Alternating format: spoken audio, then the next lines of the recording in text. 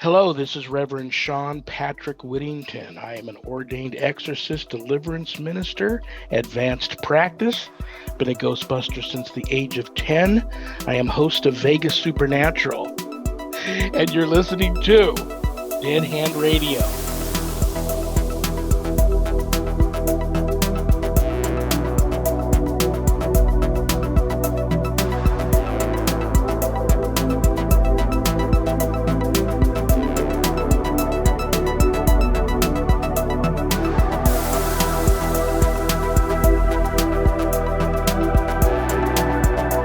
Welcome to Dead Hand Radio, Sean.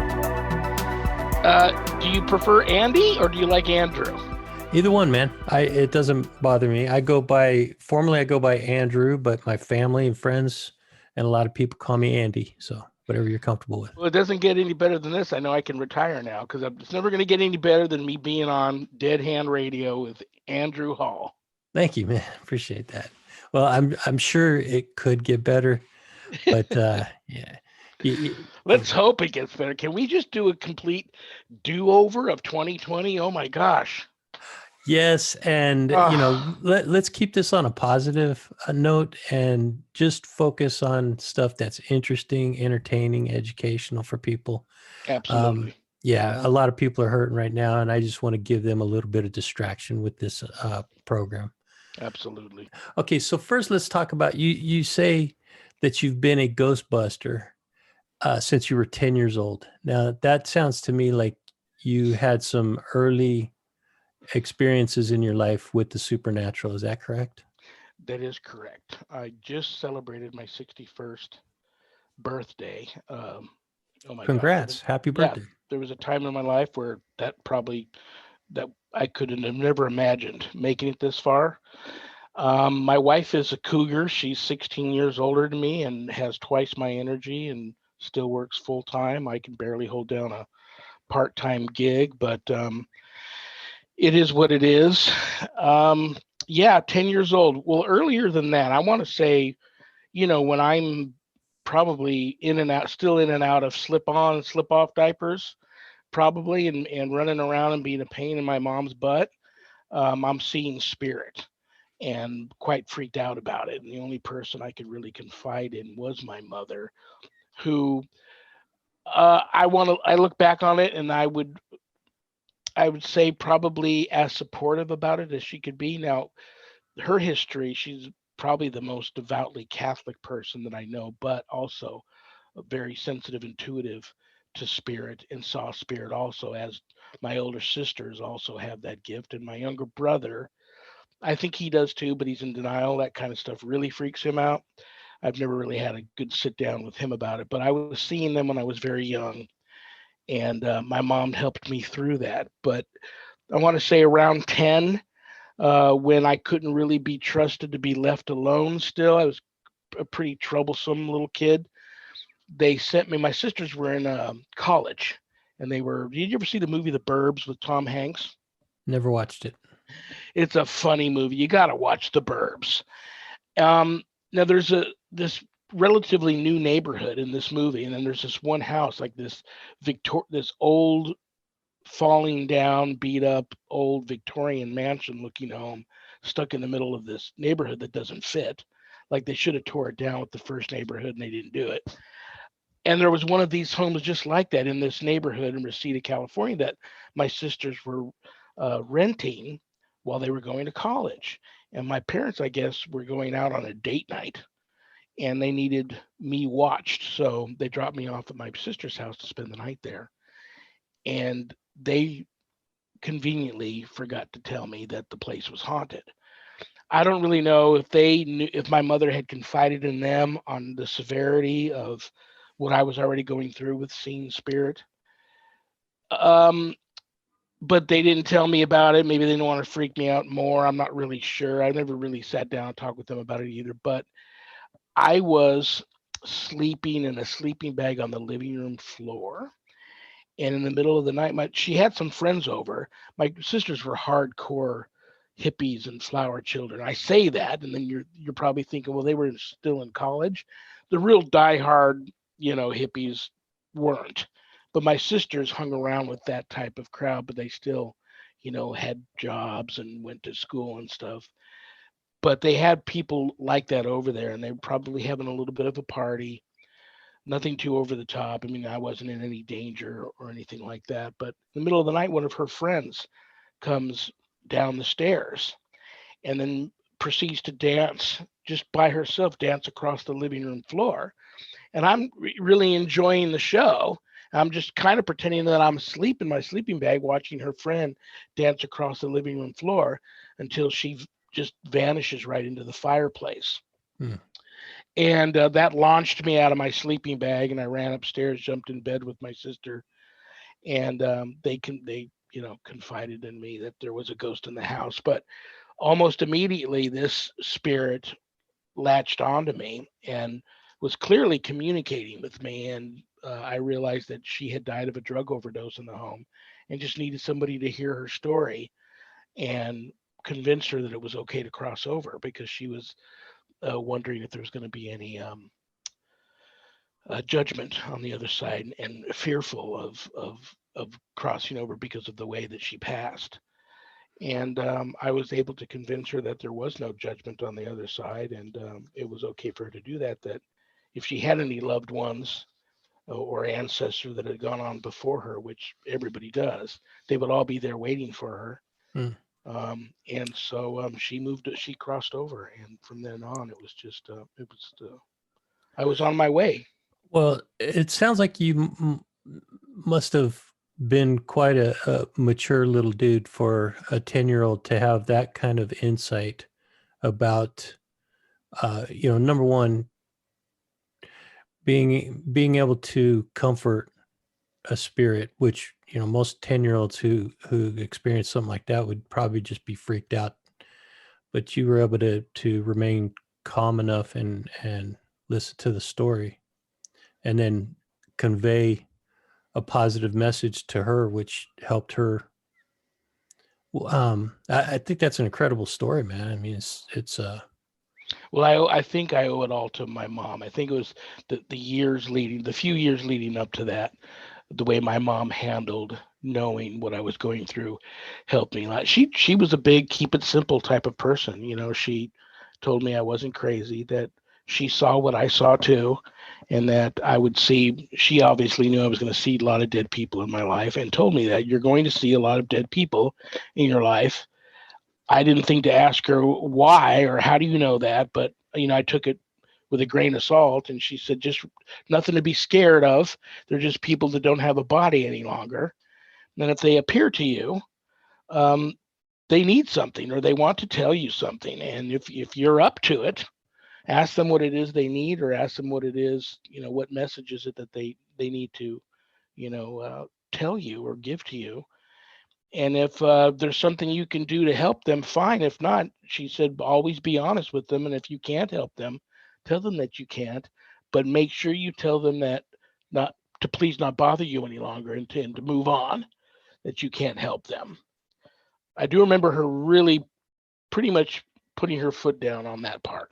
You really have to, lines of communications really have to be there. You've got to be firm with your own bubble, and take control of your situation and not let them take control. So this was around 1969, 70, somewhere in that Correct. area. Yeah, I was born in 59, so that would be 69, correct. Got it. Okay. Uh, so let's pause right there on your journey with the paranormal and the experiences that you were having, and talk a little bit about the current day events of that era, because that's really what this program is focused on. Dead Hand Radio is a reference to the Soviet doomsday device that was built in the 80s. And as you know, the Cold War was the conflict between the Soviet Union and the US. In 1970, there was a period of high tension with the Vietnam War going on.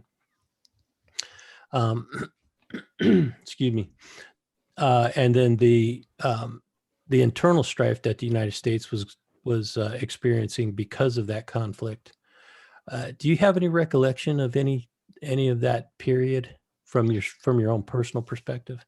I do, but didn't remember it as being the 80s. Oh no, I I'm remember sorry. being I'm sorry. young. It's Okay. the 80s was the reference I made to the the dead hand radio or the dead Okay. hand.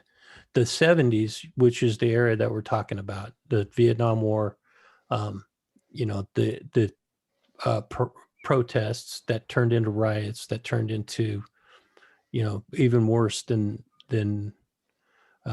we want to go down. But yeah, what do you remember about that period of history in the U.S.? It's funny, the things that just pop out at me, and they even really happened recently. I remember my wife and I being called in on a paranormal case here in town not too long ago, where it was one of the older mansions built here in the 50s, in one of the original areas that was settled near the original Springs Preserves here in the valley.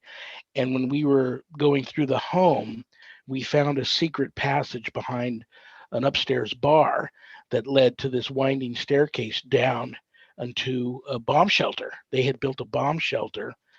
Uh, Now this is the 50s under complete the whole, like it would have been a basement normally, but it was a bomb shelter. And since they had built the home in the 50s and we never went into nuclear war, the owners after that had converted it into a bowling alley, a spa, and like a sauna room. And I think there was another bar down there. But I always thought about that period when we first went down there and I saw that bomb shelter. But family wise goes, I guess you could call me a Navy brat. My dad was a 25-year retired Master Chief radioman in the United States Navy, and he served in World War II, Korea, Purple Heart recipient, finished his career out in naval intelligence. And so he had a lot of friends. I remember having neighbors that had makeshift little bomb shelters, whether they had built that themselves or it came with the home when they bought it. And as a kid, kids don't really get too much into that, but I mean, I knew it was what it was all for. Maybe as a kid, you're in a little bit of a denial. You want to enjoy your childhood without worrying about an atomic bomb dropping on your head. But I do remember that being a tense, worldly, political, warring time. New families that had lost family members in Vietnam and stuff. And but I think being very very young, I probably wasn't um, really absorbing it and as I should have. Well, I mean, you were already dealing with a very unusual situation with the spirits that were visiting you. So it's understandable that I mean, you have to choose where to put your focus. And um, so, like you said, a lot of kids at that age just want to have fun. They want to Yeah, run around and play here hide and I seek. didn't come well for lack of a better term. I didn't come out of the closet with my gift until I was in the Navy. Now I didn't want people, I wanted to have friends. I just knew. I mean, I say I was a ghostbuster since I was 10. I was the weird kid that had the Schwinn with the basket on the handlebars, threw a little Polaroid in there and a little tape recorder, and I rode around in Topanga Canyon and Malibu Canyon looking for old abandoned structures to go in and ghost hunt around a little bit. And uh, I was urbexing before urbexing was urbexing. And that was solo, or did you have a couple friends that would go with you? No, I didn't tell people about that passion because I really thought I really thought my friends would think I was really out there and I wouldn't have any friends. Yeah, And yeah. so I even have friends that I've known all my life that now get the biggest kick out of listening to me on the radio or watching my podcast or they've purchased my book and they've called me up and said, "Wow, I didn't even know during that period of time in your life that you were going through that." Um, it's a good thing you. I've had them all be honest with me. It's a good thing you didn't tell me, because I probably would have thought you were a weirdo, and we probably wouldn't have enjoyed the friendship that we enjoyed for so many years. So I had that pressure on me too. People talk about the stigma of UFO experiencers, but at that time that you're talking about, there was a really big stigma attached to, and I mean, even to this day, there's still a really big stigma attached to the idea that people can see spirits, and it seems to be fading away a little bit nowadays with the more of the ghost hunting shows that are coming out. But yeah, that is a that would be a pretty good deterrence to telling people about what you're going through. And you mentioned those shows. I never watch them, not because I don't like them. There have been a couple that have popped up here and there that I enjoyed, but some of them have been caught kind of faking things, and that makes it even worse for us. Some people in my field will go, well, no, they made it cool and popular to be a ghost hunter again. Some of them, yes, but in the flip side of that coin, some of them have also made it a little more difficult for us too. If the show's terrible, or they are caught faking things, or over dramatizing, or over sensationalizing things, they take that creative liberties too far, and you can tell. Then it that hurts us also. Yeah, that's a good point. And I've had a similar discussion with a friend of mine who is becoming a very good friend. She's also an intuitive or a psychic medium. She sees spirits and she talks to ghosts. She also has a ghost hunting team in northern Nevada. Oh, cool. Yeah, or I should say paranormal investigation to be politically correct. Everybody knows the term ghost hunting, but some people attach a little bit of a negative uh, concept with the ghost hunting aspect of it. Now, I mean, I would love to sit here and talk to you at length about your experiences as a 10-year-old, just because of the nostalgia of revisiting that era with somebody who was, doing the things that you were doing.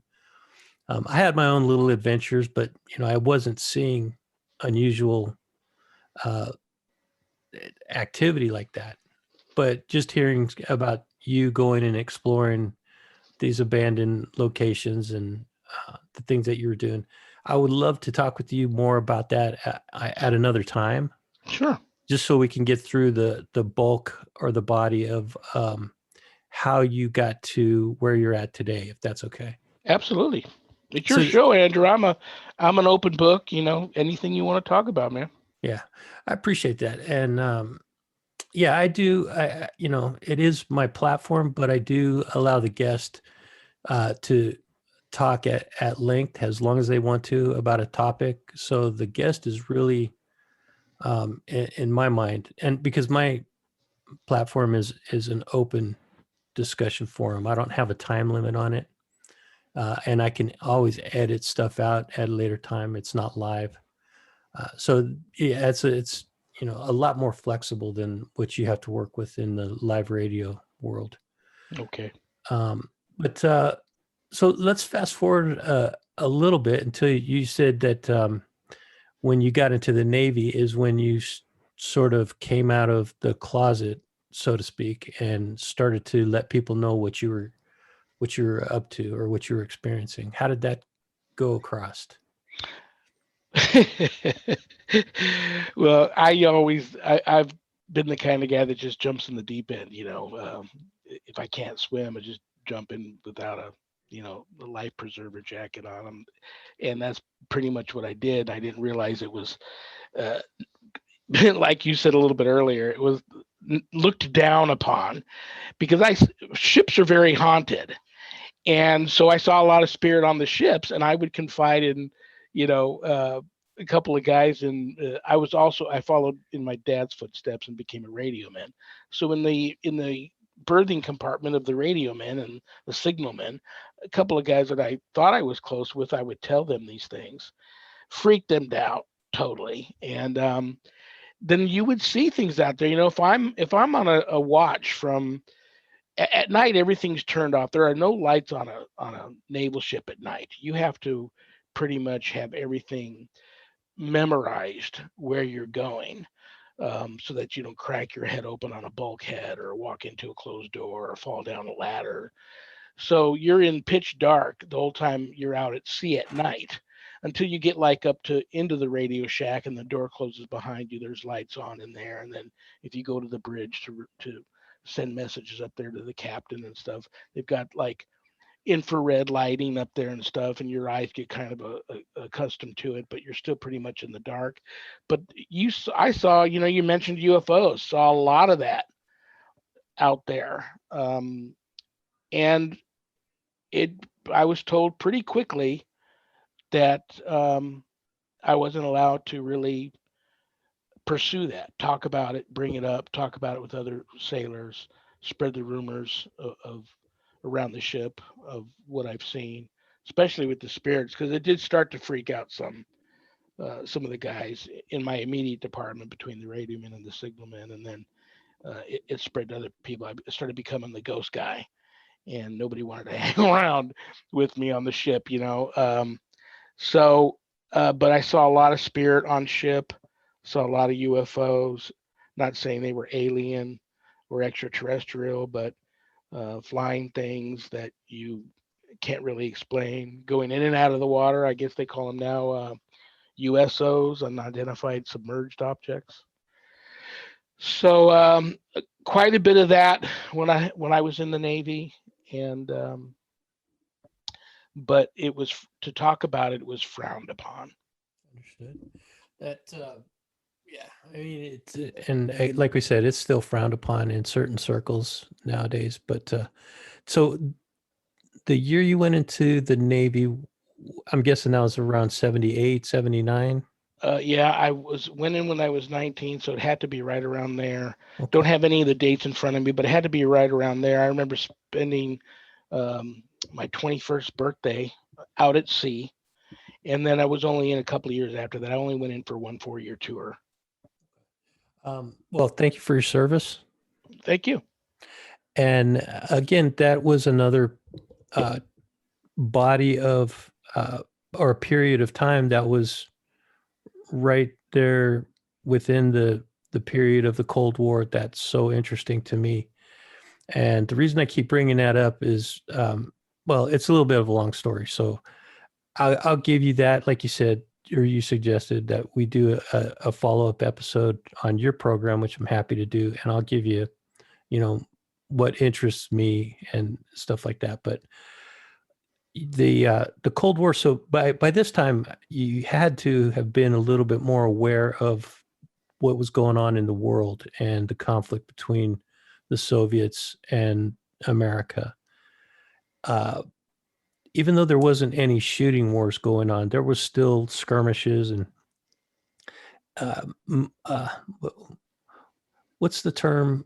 Like when you call it flexing their muscles, there's a term for that. That's a military term, like posturing. Okay.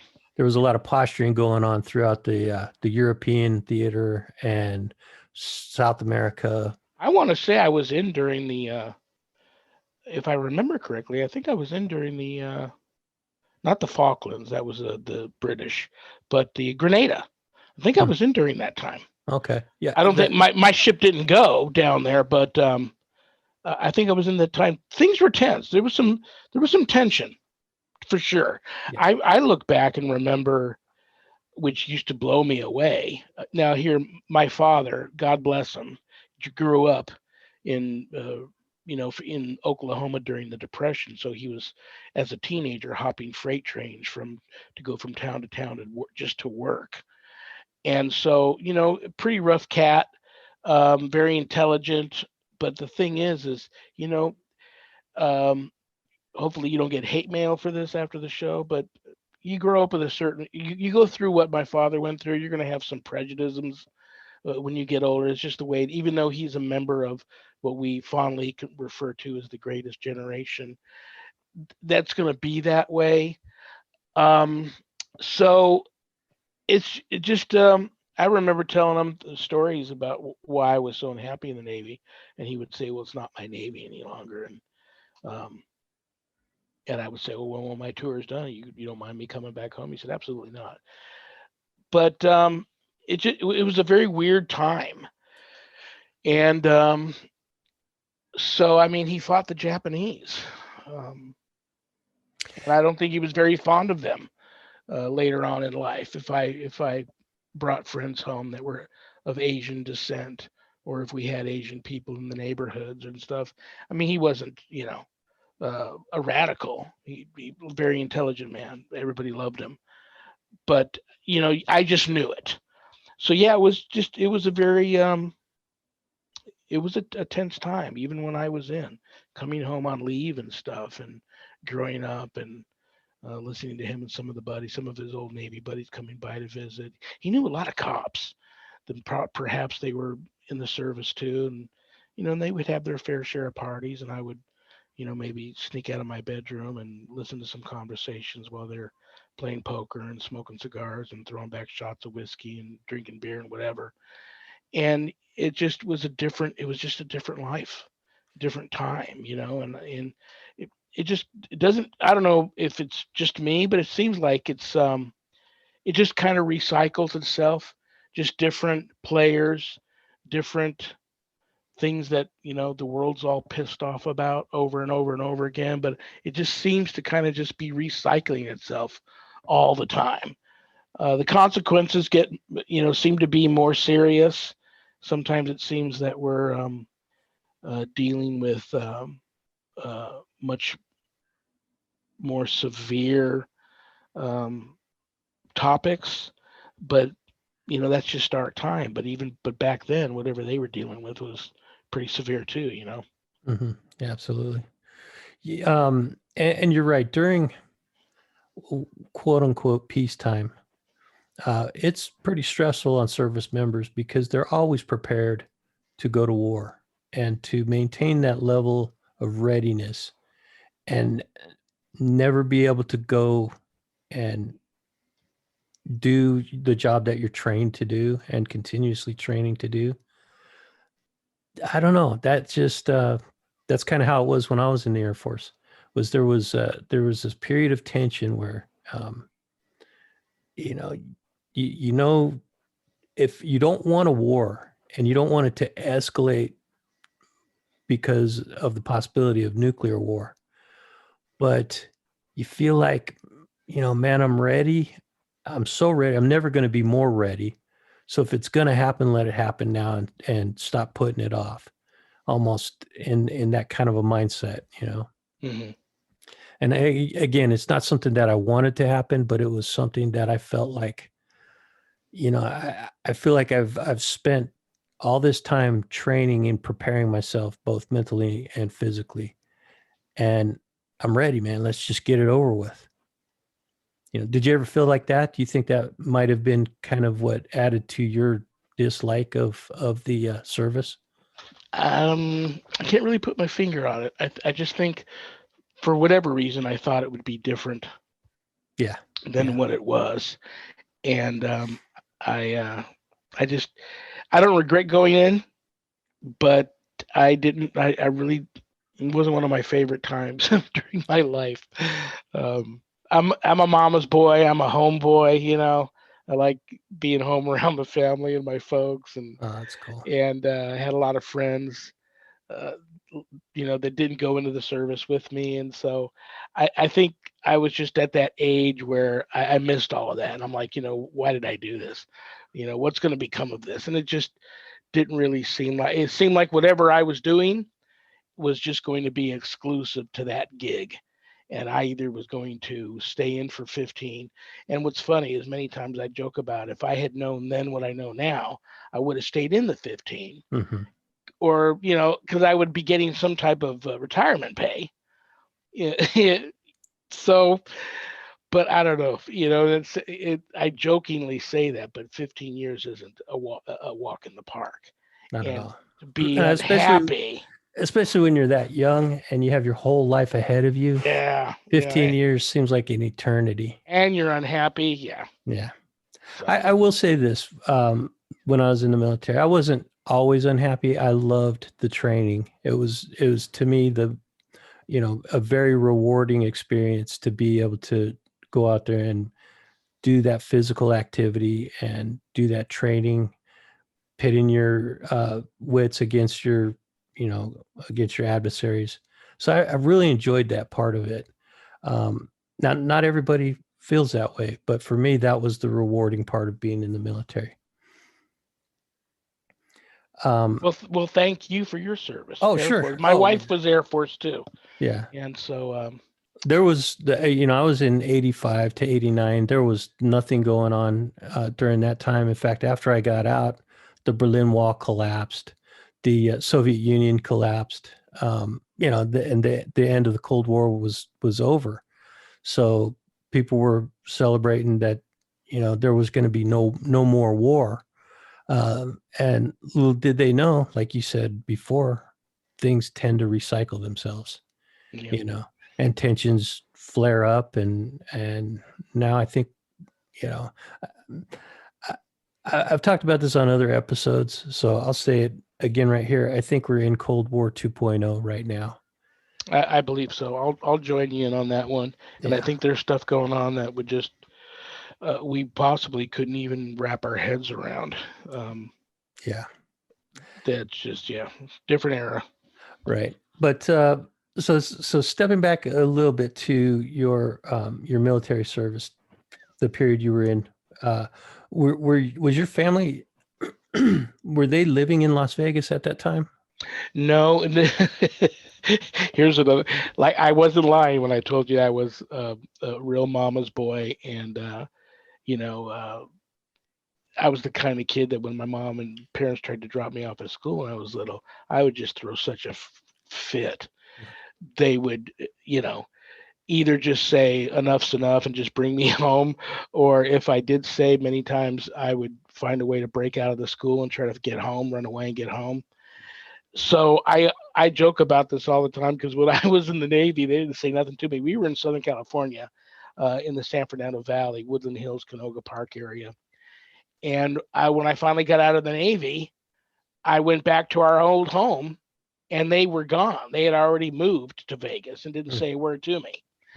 So I I followed them here. I stayed for a little while with a friend there in LA, but then uh, that didn't work out, and I left there and followed them here. And next thing you know, I'm knocking on the front door, and I always joke that they tried to ditch me because, like I said, I have a younger brother. He was already in college, out on his own. My two sisters have married, had families, and they're out on their own. But I was the home buddy. I loved my dad, loved my mom, and I just really was a mama's boy and liked being home. Yeah. So I always joked with everybody that they tried to ditch me and I had to track them down here. But then I really enjoyed being out here. It was a lot different than LA. And God, I've been out here a long time. Since what year was it that you came out here? I'm 61 now. I remember. So I get out of the Navy mid to late 20s. So 30. I'm out here. I've been here 30 years probably. So since about 1984, 85? Tell you what, let me throw this at you, and maybe you can gain you're really good on that. You would make a great co-host, or I'd make a great co-host for you because you do all the things that I don't know. Okay. Um, Thank you for that. I remember meeting Tony Spilatro at the old Shark Club on Harmon, just off of the Strip, and this was shortly before he was murdered. You got me there. I don't know who that is. Did you ever see the movie Casino? Yeah.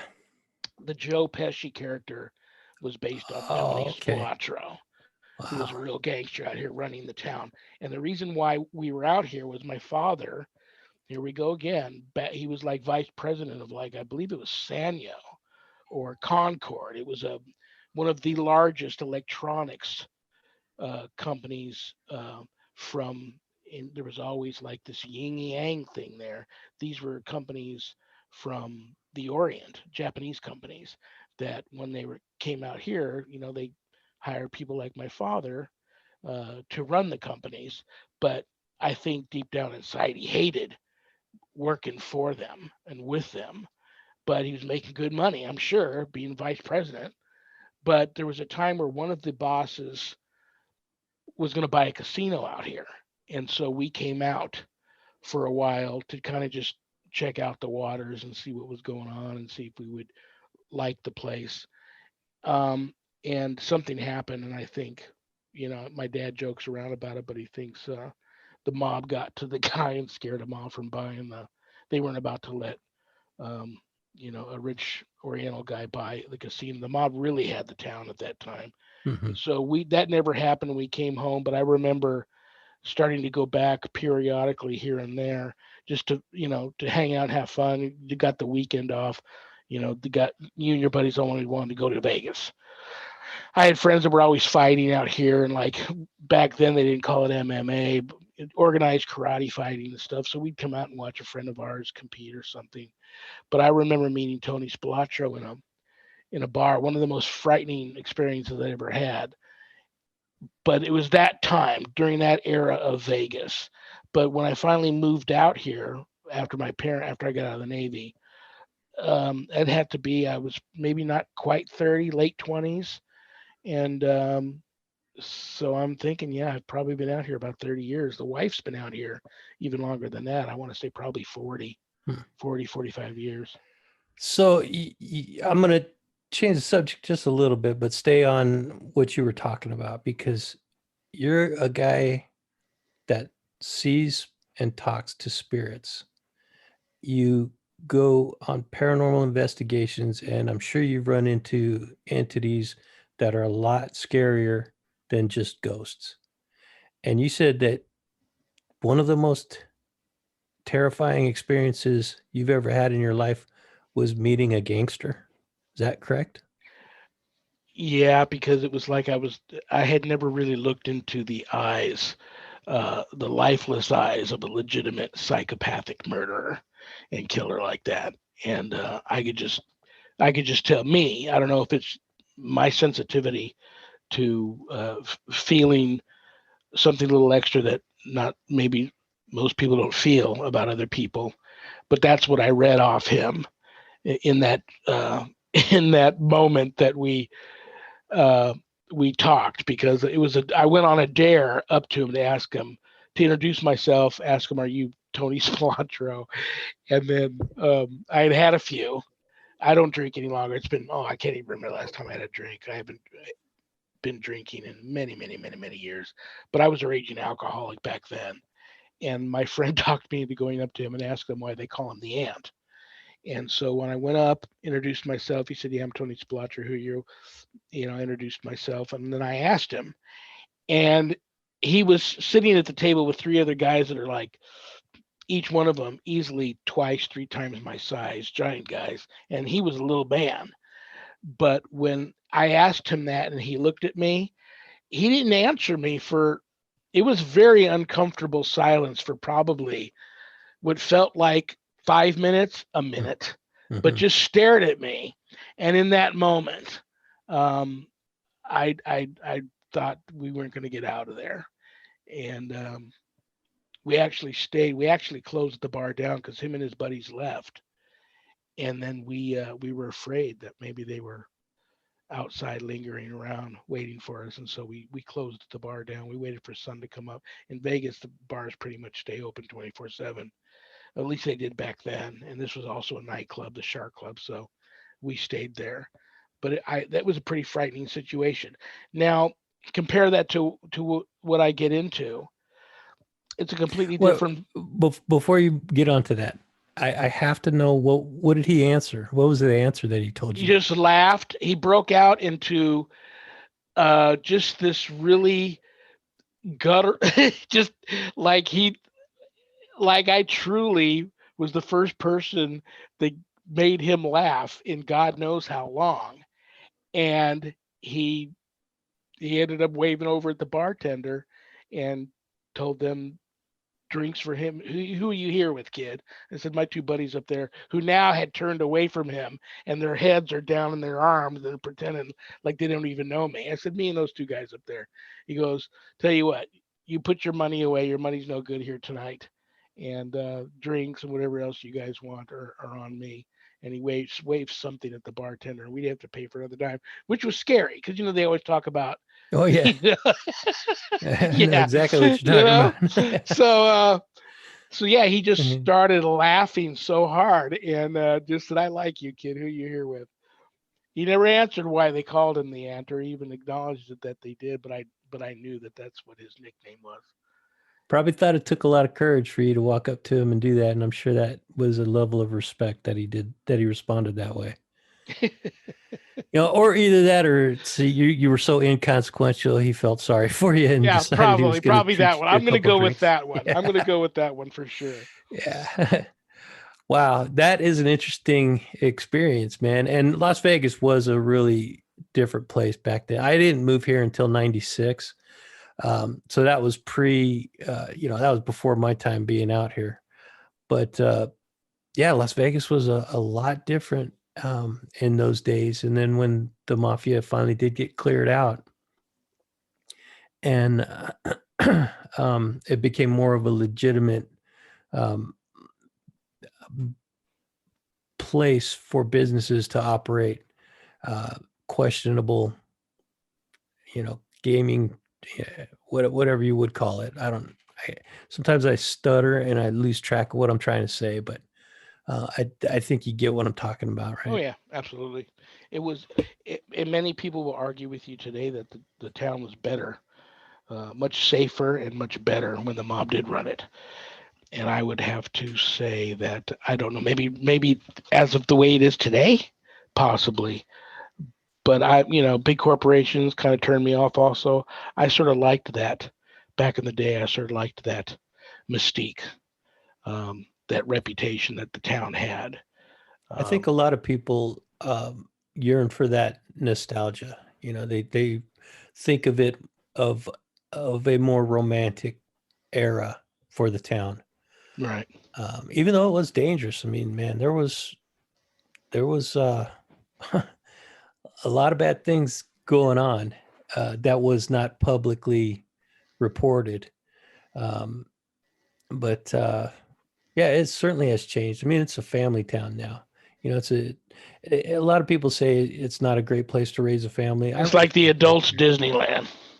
I raised my kids here. Now, granted, I'm not in Las Vegas proper. I'm in Henderson, but you know, I I don't think it's a bad place to raise a family. Oh Now, no, not at all. Not anymore. No. yeah.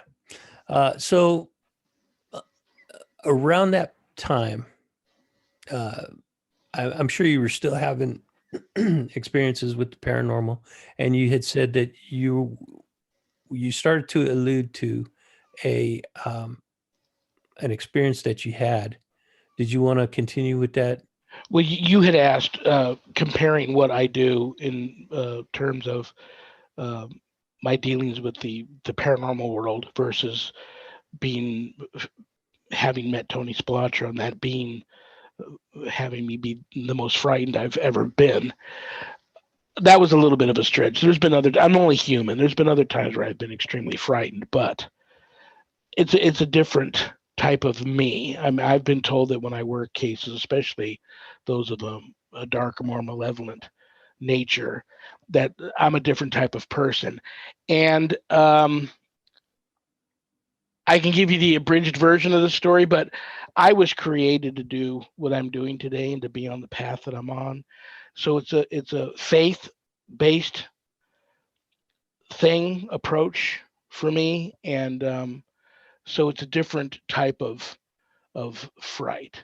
It's I more of get a it. yeah, it's more I of a totally get fright. it. People that are really being tormented and tortured and terrorized by extremely malevolent entities, God forbid, demonic. It's the difference between those cases and just going out ghost busting or ghost hunting or Aunt B or Uncle Tom or sticking around the home and scaring the family, not because they mean to, but they want the family to know that they're still around watching over things and they don't mean to be frightening. That case is much different than a dark malevolent case. And the difference is the real dark malevolent cases where people are just, there's either extreme demonic infestation or God forbid, someone's either so oppressed that they're about to be possessed, or there is a possession taking place. It's a matter of life and death. So some of that fear is along those lines, fearing more for all that's, under my on my watch. Who do I have to worry about on my watch? That's why it's just me and my wife. I mean, I've had team members that have gone home with some serious attachments that have never gotten over, that still I feel guilty about because I brought them in on that. So it's after many years of those types of things happening, that's why it's just my wife and I now. And even to this day, it's not, I don't advise it, but I'll work many cases by myself because my wife and I are both survivors of extreme demonic attacks. And hers, both of ours almost took our lives, but hers really was a bad one. And so sometimes I even hesitate wanting to take her on cases, but she's very gifted, sensitive, intuitive, and stubborn, and a minister, and doesn't fear anything when it comes to that. So if she's available, she comes with me on the cases. But it's a scary thing. Now, since you explained it to me that way, I can completely relate to the experience of meeting a known killer psychopath, um, versus going in with the intention of doing spiritual battle to because you're prepared.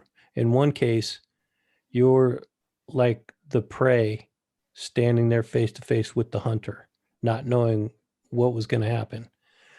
That would be an extremely unnerving situation. Now, the experience where you're going into, make contact and do spiritual battle against demons and negative entities, that's going to be scary, but you're prepared for it. You know, a, kind of what you're about to experience, and you're prepared mentally and physically for it. So I could see how that experience meeting the gangster in this physical realm would probably be a pretty unnerving experience. It was, yeah. I really love the way you put that, and yeah. So that's the difference, I believe.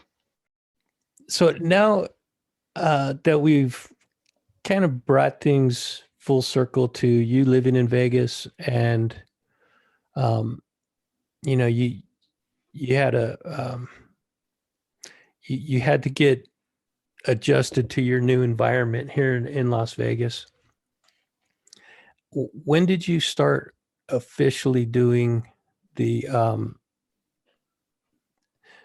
pursuing the paranormal as a career, or as a uh, I know you don't make money on that aspect of it. You do the paranormal investigations to help people, but as a full-time endeavor, let's put it that way. Well, it seemed that it was just meant to be. My wife and I were both set up on a blind date, and we didn't know it, and we just really hit it off. And immediately she found out, what my interests were and passions were, as I her. And we said we should start a team together, and start helping people. And so it was with her and I deciding to start ghostbegone.biz that we started doing that. Like, we never stopped working. I mean, we still needed to pay the bills and pay the mortgage and put food on the table.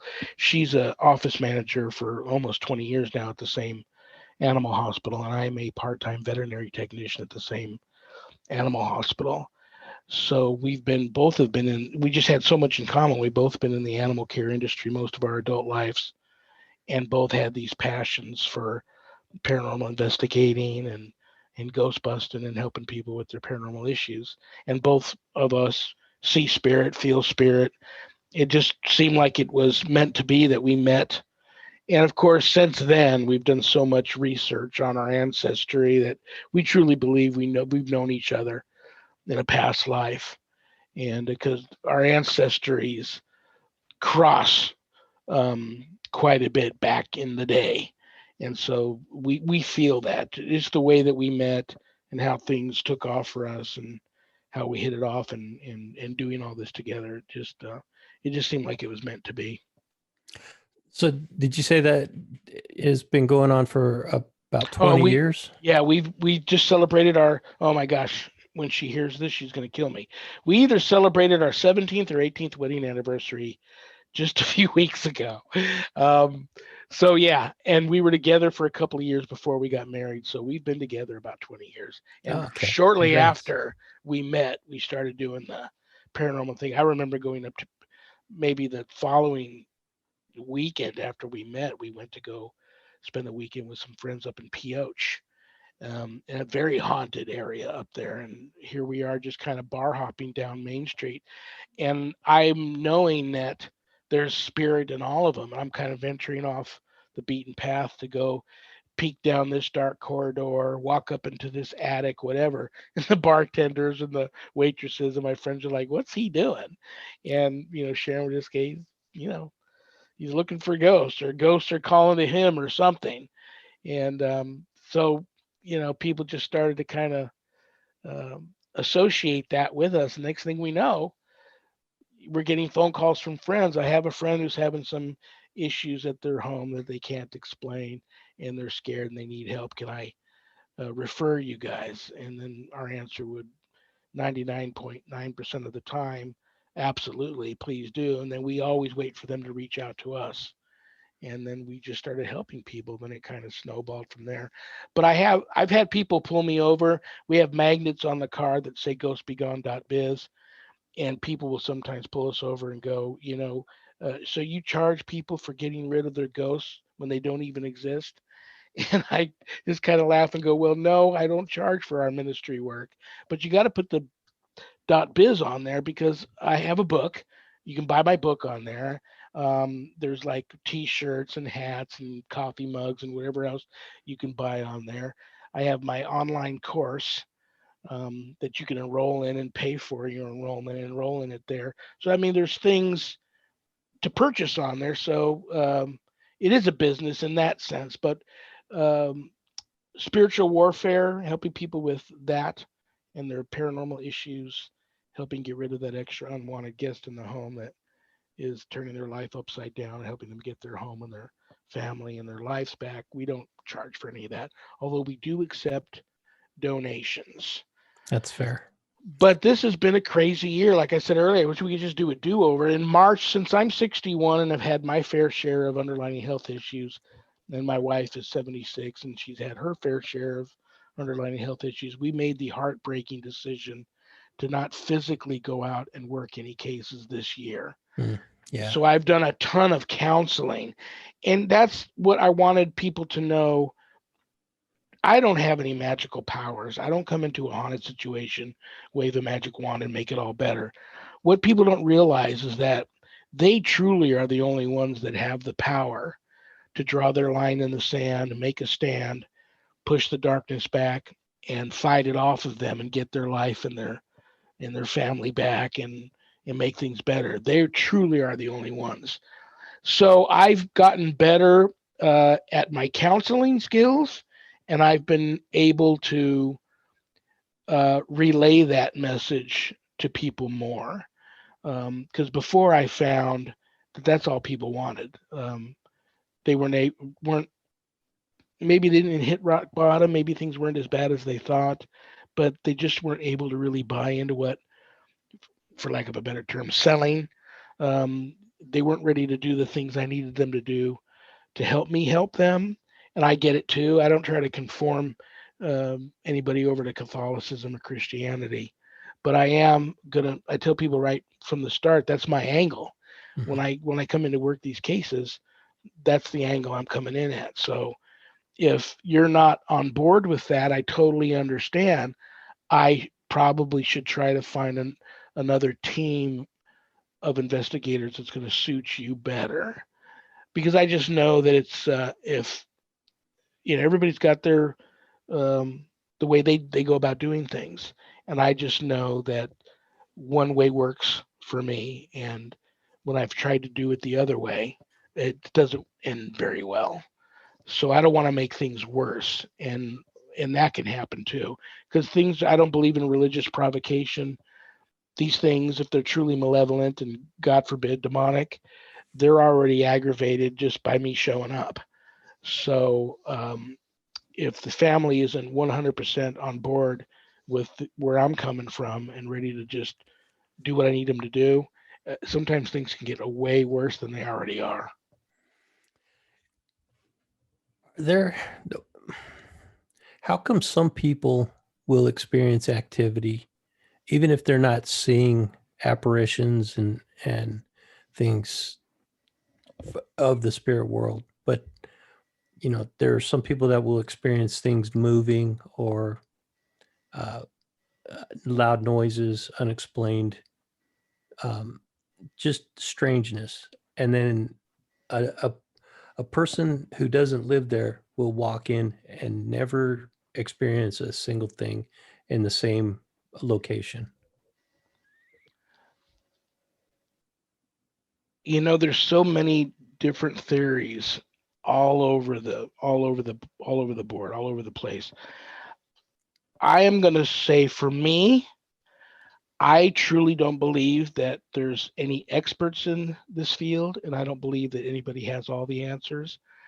So many things that I thought were one way, let's say 10 years ago, I've experienced many situations that are different, that have, you know, like just for instance, like residual haunt. I don't buy into the residual haunt. I think a haunt is a haunt is a haunt.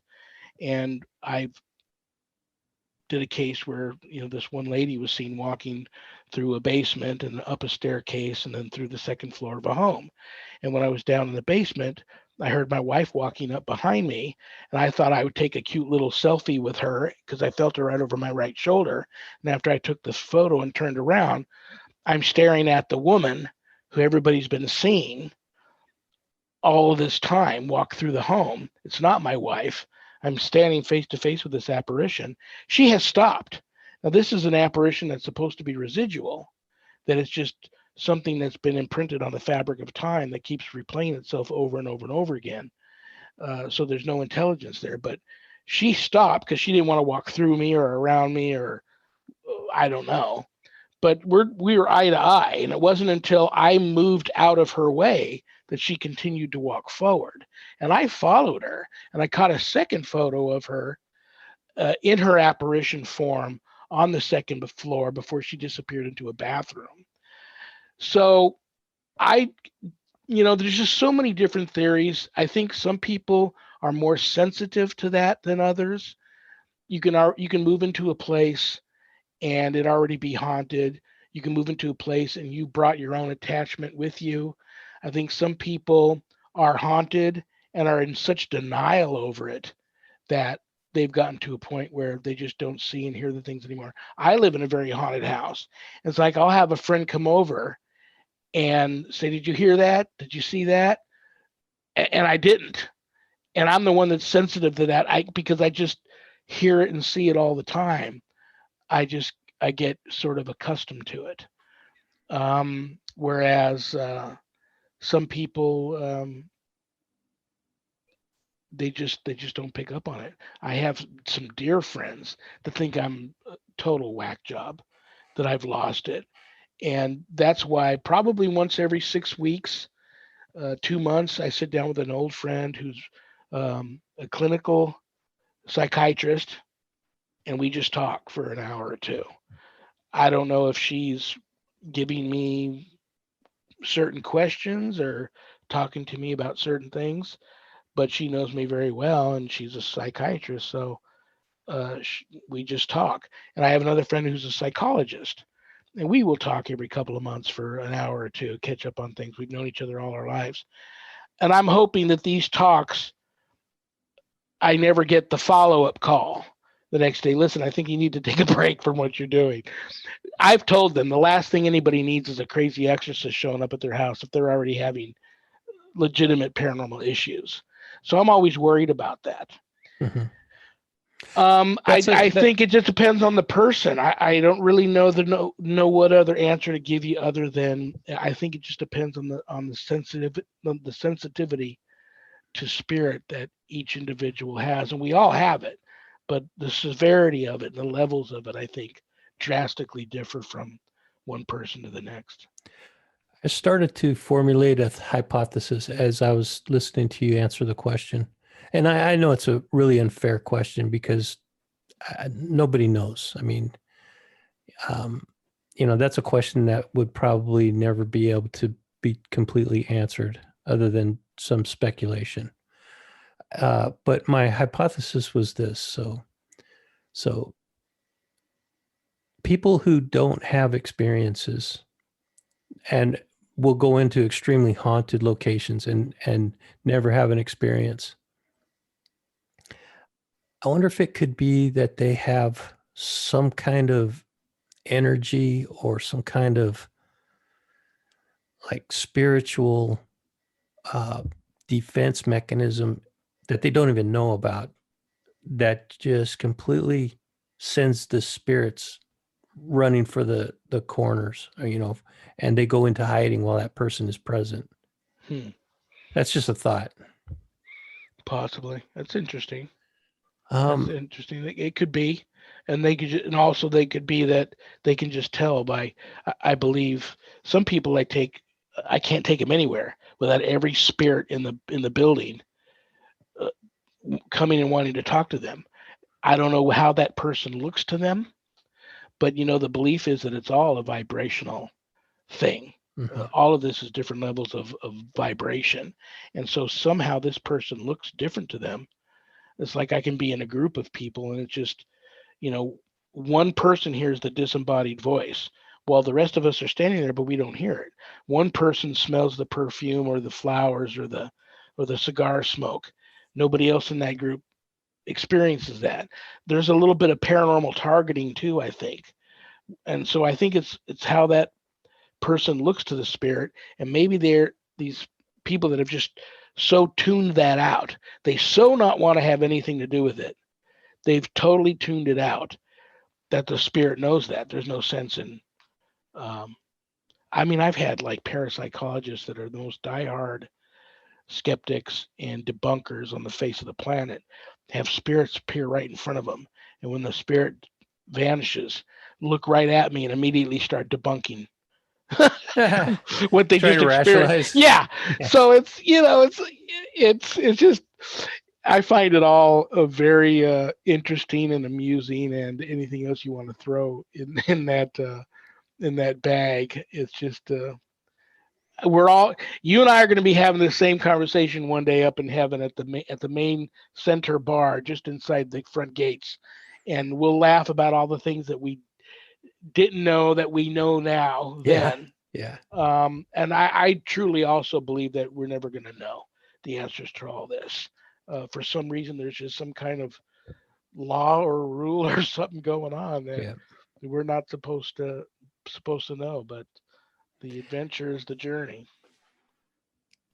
So I'm gonna change gears a little bit, and because we could talk about your personal experiences and your journey. I want to talk a little bit about your radio program, how that started, and what is the focus of the radio program. So can you just give me a little like before we started the um, the recording?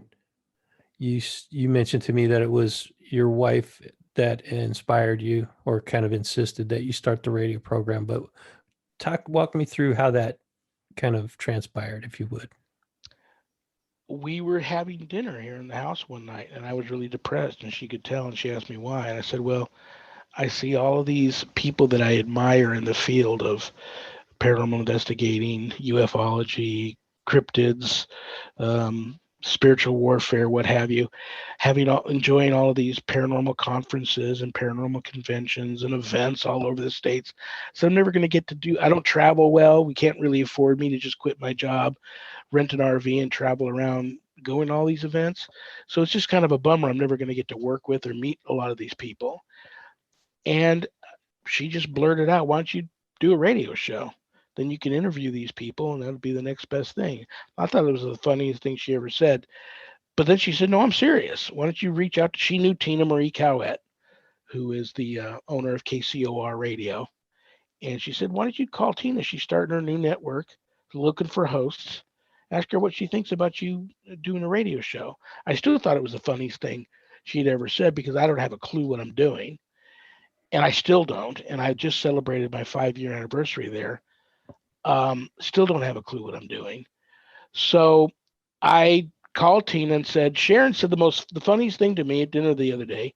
She wanted me to reach out to you and ask if you think I would, you know, be a good host of a radio show, a paranormal radio show, where I would just bring on, you know, people in the under the paranormal community umbrella, whichever branch they're on, underneath that umbrella, and just bring them on, interview them, get to know them, talk for a couple hours, whatever. She never answered me. She just said, "Listen, I'm going out to bowl at whatever casino it was near her. Why don't you meet me in the Starbucks in front and we'll have a coffee?" And so that's what I did. And she showed up with a contract already made out. So her and my wife saw something in me that I didn't see in myself. And so I said, "Well, if I tank and I make a fool out of myself, it's on you." She goes, "I won't let you get that far. If you're that bad, I'll cut you loose quickly and painlessly."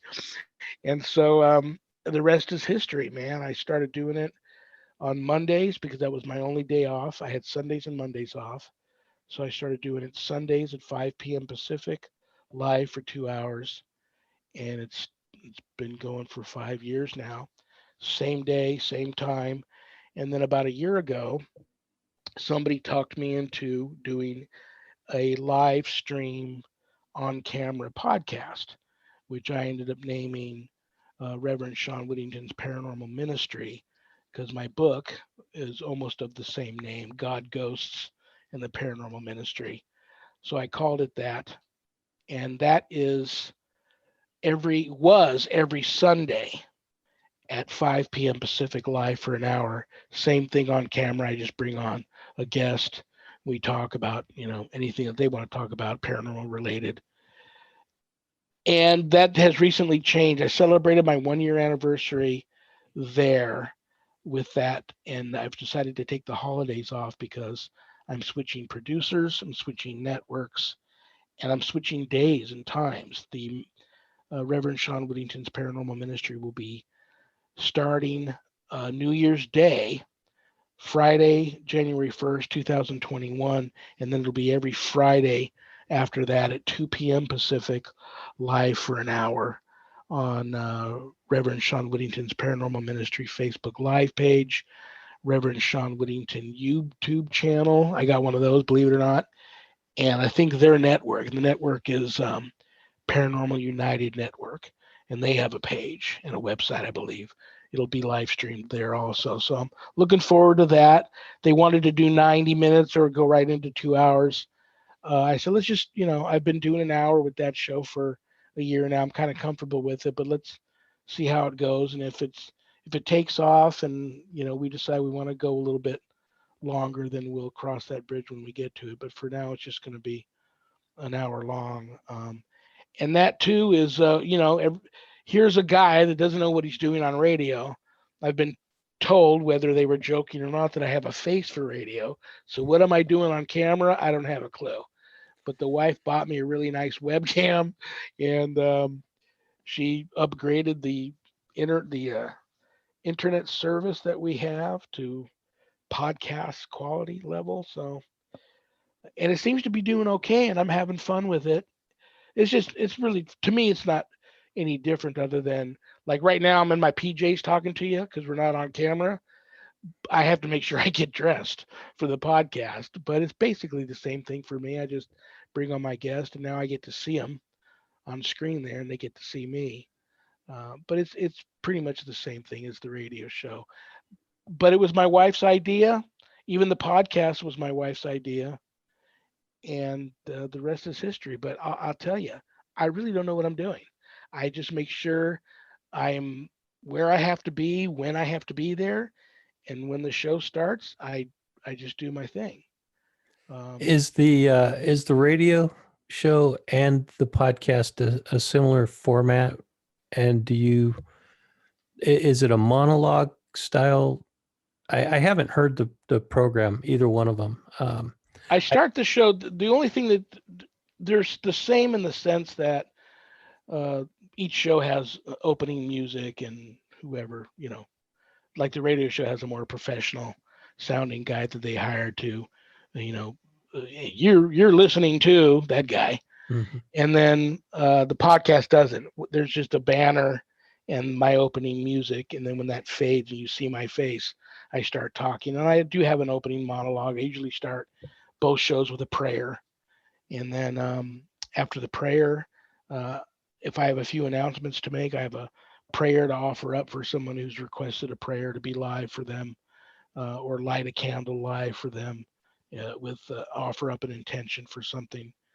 I do that, and then I talk a little bit about my guest, and then I bring them on, and then we just talk as though we're just kicking it here in their home or my home, talking about whatever they want to talk about, but it usually always paranormally related. And then when the time is up, I thank them and say goodbye to them and thank my audience, because without them, I don't have a show. And I tell them who the next week's guest is, and then I'm done. How do you book your guests? And this is more of a question for me because I'm still in the process of learning what I'm doing. I still don't know what I'm doing either. Well, I'm going to give you a trade secret. Hit me.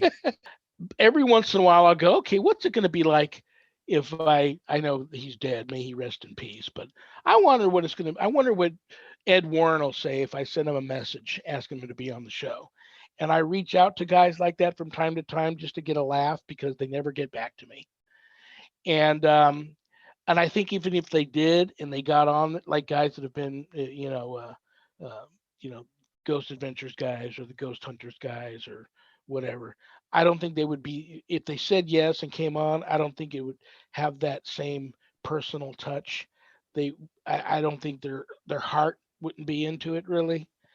So what I do is I just make friends. If I find somebody interesting that I admire, the work that they're doing in the field, I send them a friend request on Facebook. If they don't accept, that's great. If they do accept, I make sure we're at least acquaintances for a while. Maybe we've sent some messages back and forth a little bit, got to know one another a little bit.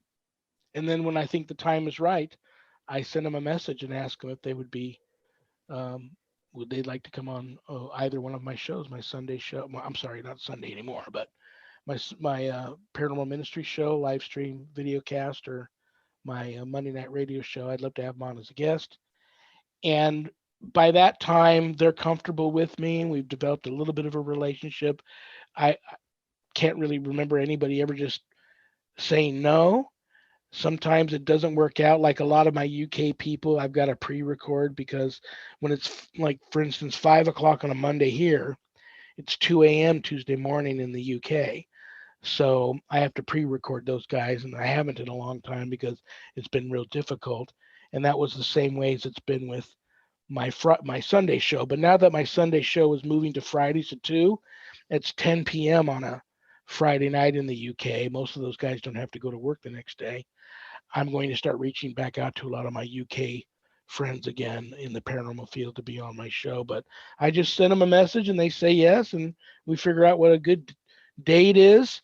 I try to stay a couple of months booked out so I'm not struggling to fill spots at the last second, because um, station managers hate that. And like I said, I'm having a good time, and I can't.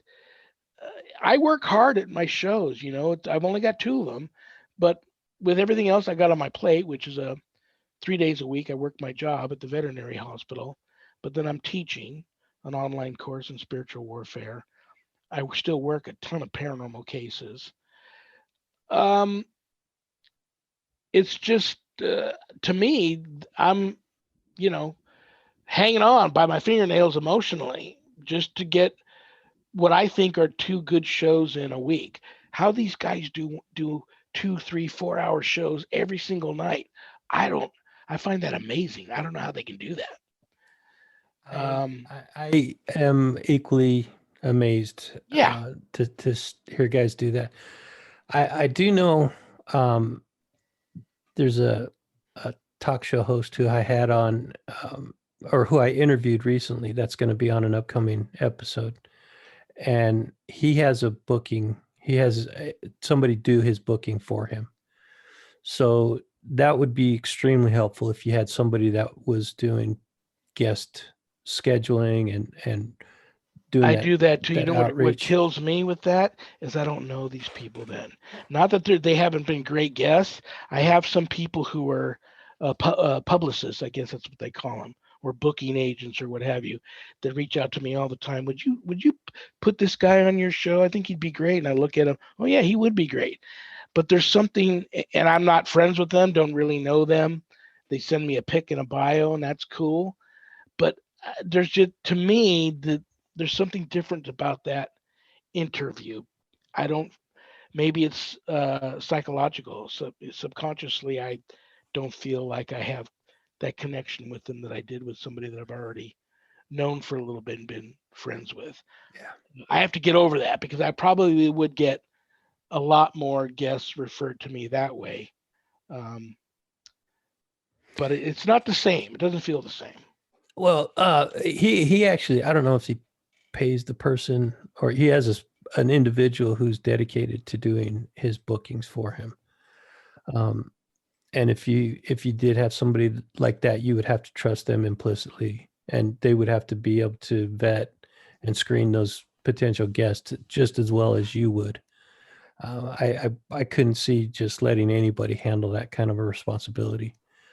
And and just like, and this person would have to realize that sometimes they can get people on that what they want to talk about is so far over my head.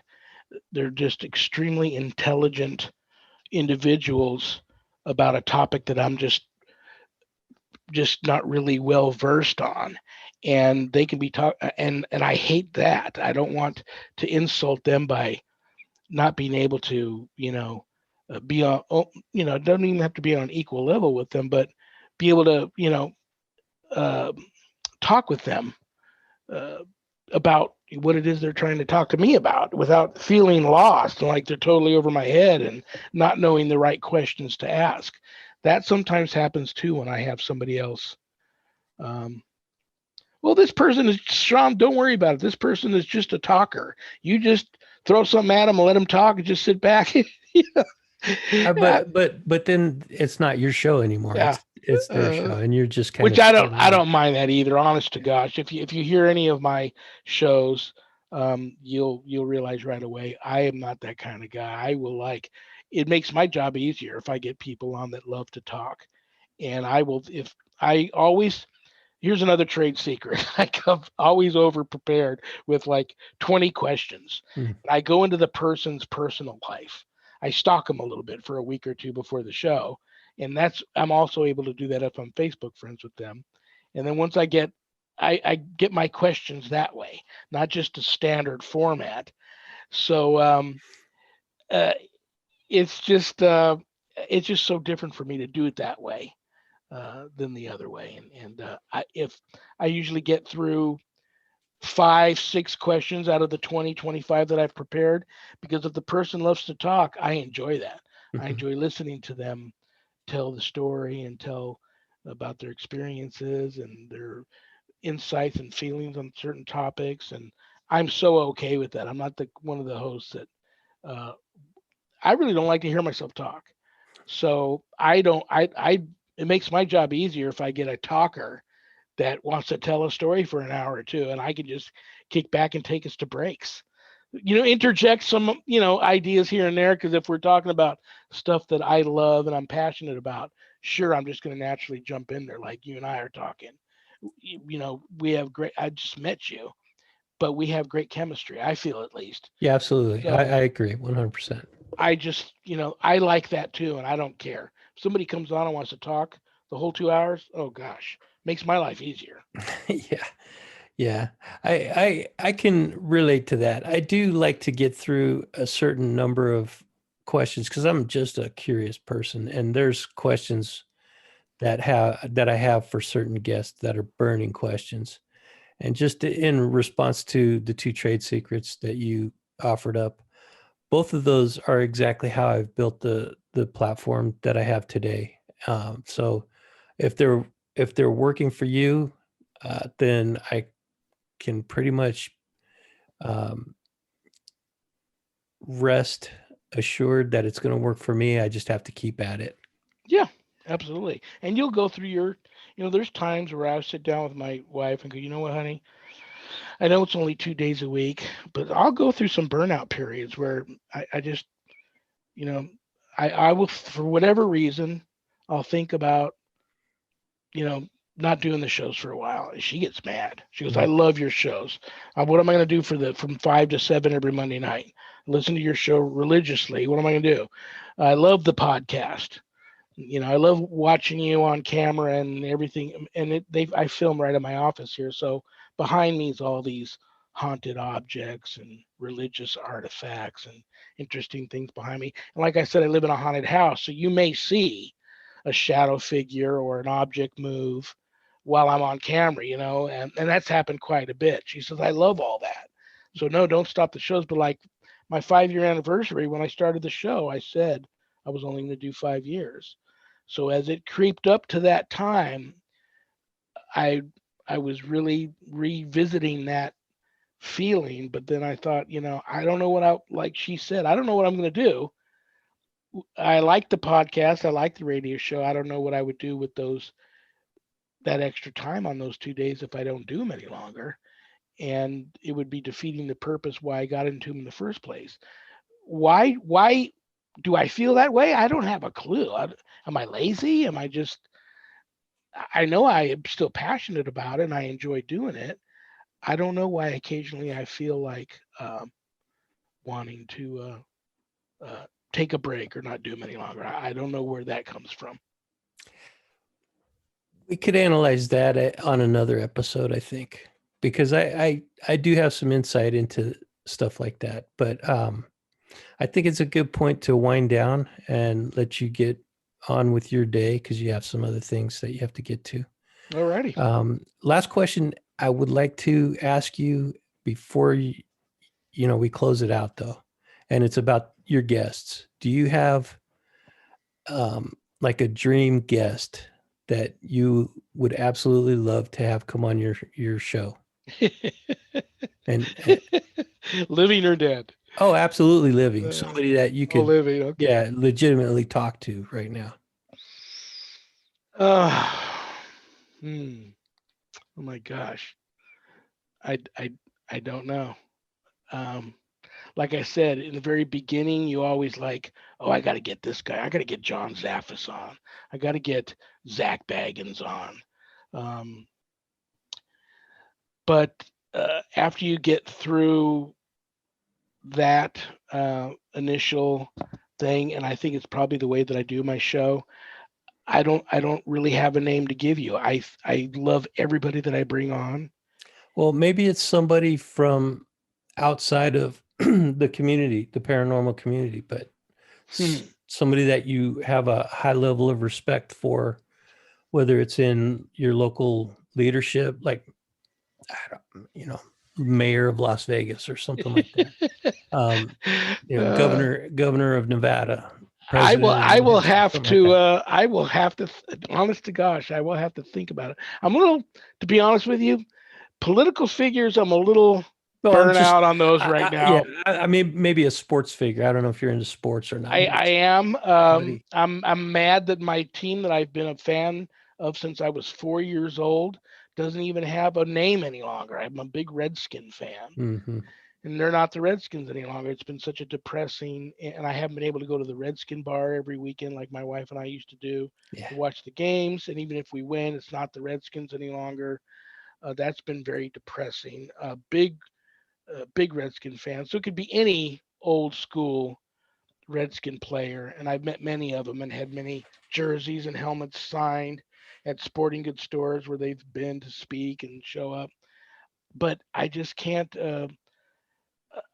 Far more guys that aren't here with us in the physical, I would love to have on. And Yeah, but you have to remember, man, the torch has been passed. And there is a new generation of people that are carrying on the work and doing things, and they're going to be the next Ed Warren or Hans Holzer or those guys that have Edward Casey, you know, Yeah. those guys are living right now, and the opportunity is there for you to reach out and And, talk to those and guys. and like I said earlier, some of those guys I have, and they just don't respond. Oh, yeah. I'll be honest with you, it hurts your feelings a little bit. I'll tell you, you know what? I'll give you a trade secret. How about this? Because I've talked to some pretty high profile people recently, people that I didn't expect to even respond to my emails or my Facebook inquiries, but I've actually had interviews with them. They've told me, every one of them, and what you have to do is be polite, but be persistent. So if you send them one email and you don't hear back from them, wait a couple of days, maybe a week or two, send them another email and just keep pushing those emails out there and trying to, because the more they see your name popping up in their inbox or in their Facebook messages, they're going to start to remember your name. And then eventually they're going to say, hey, okay, this guy has been pretty persistent. Let me take a look at what he's doing. If they like what you're doing, they're going to reply. And it worked. Don't get discouraged because they're not rejecting you. They just don't have time to respond to you. You understand? Absolutely. And I know that too. Yeah. And who knows, and it would be a bummer if they said like this. I'm the kind of guy that doesn't want to bug anybody to death. So Mhm. if I am able to bring myself to send them every couple of weeks another email, another private message, um, then it's a bummer to think about. Okay, this guy's name's popped up a lot. He's very persistent. God bless him. And they He's block you, he's right? yeah, either that or he's tenacious. Let me check him out. Yeah. And then they don't like what you're doing. Oh, his show's terrible. I can't go on that. Yeah. But you would never know. But I still do. There's occasionally I do have some messages that I've sent out recently to guys that pretty big guys, pretty big names, and they either will or they won't. But I'm going to try that. If I don't, some of them have very few have, and some of them have been honest and said, um, I'll tell you, this really hurts your feelings when they tell you I don't do radio or podcasts any longer, Hmm. and then a week or two goes by and you see him on somebody else's radio show or a podcast. You kind of go, oh wow, and you didn't do anything to piss the guy off or hurt his feelings, or you weren't too obnoxious by reaching out to him all the time. And then and this was early on, and then since the show's gotten more popular and my audience is bigger and my reach out to guests is broader, I've had some of them dudes that have done that come back and send me messages. Love to come on your show. I think and I've been guilty, and God forgive me for saying this and feeling this way. And I pray all the time to get over these types of human feelings that hold us back. But sometimes then I don't reach back to them because I'm a little upset. Mm. And I So got to get look, over that. I got to grow up and get over that. that is right there. Uh, and I'm sure your psychologist or your psychiatrist friend would say the same thing, but that is um, textbook self-sabotage right there. Yeah, I am. Absolutely, man. I am a self sabotager. So, hey, man, Yeah. let's close this out because I know we've gone a little bit over time, and I would sit here and talk to you for another hour. I think you're right. We do have a chemistry. We certainly have hit it off for the first time ever talking to each other, and only maybe exchanging 2 or 3 text messages on Facebook. Uh, but let's schedule something in the very near future for me to come on your radio show. I'd love to do that. And then we'll do another follow up on my You had podcast a little bit you further had down the road. mentioned that you like the camera. If you want to come on the live stream video cast that starts up New Year's Day, we can do that. It'd be a Friday afternoon from 2 to 3, maybe a little bit longer. My producer already said if you have somebody on that you guys are having a great time and stretch it out beyond an hour, that's cool. And we can do that. I can get you on the on camera one, or we can do the Monday night radio one that's just audio. Okay, well, either one, man, whichever one you have an opening for, and you want to talk to a guy who knows about. Why don't you, before we go real quick, recommend a couple of things that I can read about the Cold War that when you and I talk, when I have you on as a guest and we talk about that, I'm a little more versed on the path you're taking me on. Okay, well, so I am not an expert in the Cold War by any stretch of the word. What my interest is a personal journey of how the Cold War affected myself, our world, and everybody living in the world for the generations that the Cold War persisted. So that's why I'm interested in the Cold War, because it's impacted our lives for so long. Um, there are some highlights that we could touch on, um, such as the beginning of the Cold War, uh, and I can't give you any places to go to research it. Oh, okay, atomicarchive.com. That's a good place for you to get some good resources, some good resource information, and that will take you down a couple different rabbit holes. And um, And you and I both live in a a place, an area of the country that that's it. has been a big part of that whole thing. Yeah. You Yeah, know, we could certainly talk about that too, because I've interviewed the director of education from the Atomic Testing Museum right here in town. very cool. And yeah, I mean, all I can share with you is my personal experiences. Like I said, I'm no expert. When it comes to dates and times, I am not really that good. I was only doing calculations in my head as you and I were talking, because I wanted to kind of focus on what was happening around that time that you were having these experiences, in the broader world. Uh, so that's kind of how I was able to do that when you and I were talking earlier, and you said I'm pretty good at doing that kind of stuff. I'm really Okay. not, man. I'm really not. Uh, but yeah, I would love to do more collaborations with you going forward, and whether it's one and done, or we do a couple more um, episodes on my podcast and do one or two shows on your Well, pod. that's another thing that you'll have to get used to. Sometimes you get a person on, once or twice, and then for some reason, and you don't do it purposely. 3 years goes by, and you don't reach back out to them to come on, and then when you finally do, they're mad. Oh, oh man. And you don't even realize it. You just because you've had so many other people on, and you've gone down this path or that path, or you know it stuff happens in life, and you don't purposely mean to just not lose contact with that person for a while, and maybe you didn't even lose contact with them. There's been some messaging back and forth. I've liked their photo, they've liked mine, they've commented on this post, I've commented on their post, you know, but you just actually didn't step up to the plate and say, listen, I want to have you back on the show. How do you feel about that? I've been booking for March 2021. What do you think? You just, for whatever reason, don't. And they're waiting because you've had a couple of good interviews with them. So there's nothing wrong. But for whatever reason, a year, 2, 3 years has gone by. You haven't reached out to them. You haven't asked them, and then you finally do one, or they might even in a conversation come right out and ask you, I have an issue a bone to pick with you. Yeah, what's that? How you and I have had a couple of great interviews on your show, and it's been what, 3 years now, and you haven't asked me back yet. I mean, is there a problem?